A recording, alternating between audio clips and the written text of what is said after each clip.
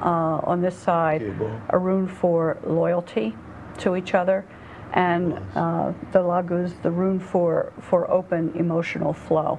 And in the center, there's a small rune for fertility in the marriage, Ingwas, in the Ingwas rune. So I come in, and we take a look at this and use the traditional, adding the runic, and then we also add, and you can see other things. The drops are very, like those drops over there in red or blood, blue could be rain. That type of thing. So it can be read in a very symbolic sense. Symbolic sense. But I mean in a very traditional way. Blood is red. Yes, blood is blue red. Is blue is water rain, or sky. Rain or sky. What would be sky? I'd probably do blue for sky. I would do blue for sky. Use green. You could use different blue color. Green is fertility, because in a hex sign, in traditional hex signs, colors also mean things.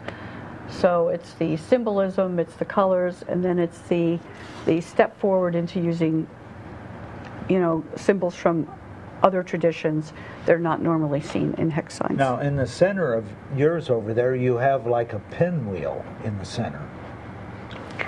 Also, you could say that's right. with a dewdrop. And what's that in the very center? That's the Othala rune. Othala. That's the rune for family and clan. That's I mean that little. That's your tribe, basically. Does that look like a Masonic? I never thought of it that way. I don't know. I never thought of it that way. It has a similar quality to it. It has a quality like that to it. Yeah. That wasn't the intent, but yeah. But the pinwheel is actually a stylized Datura stramonium flower, which is something that's usually closely associated with witchcraft. It was used by witches in Northern Europe, and in addition to the hex signs, I have a strong interest in entheology or entheogens, which are plants that are used for religious beliefs to induce trance. So I was especially interested in the Datura stramonium, which grows wild everywhere, including Berks County. And so I incorporated... Was that brought here, or was it naturally here? It grows wild everywhere. All over the world. Oh, yeah. Okay. Yeah. It's called, usually else has a name, Jimson weed. Jimson weed comes from Jamestown, because there was that famous story of the early Jamestown settlers who supposedly ingested the Datura stramonium and went crazy, which is, it's famous for that. It's also Jimson weed, Datura stramonium. It's also used by indigenous tribes, shamanistically, practically all over the world. It's used a great deal in India.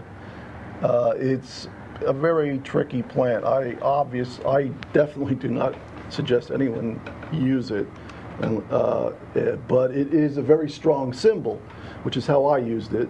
So you have the Datura stramonium, you have Othala, the rune of the ancestral homeland, and then you have blood, which in Germanic heathenry is your highest gift, is your blood, your kin, and all this within an 8-pointed star and a runic wheel. This is usually referred to as a runic wheel. It's a complete set.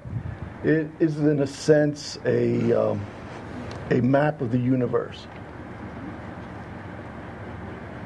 You know what they have, that shape and that form, and maybe symbols, and we have gambling, and the gambling has taken on designs of that, haven't they? Oh, I love that. The wheel, yes. the roulette wheel. The roulette wheel, yes. Right. And the lucky numbers. Yeah, It's not by chance. No. I think. I don't. Yeah, I don't think. I mean,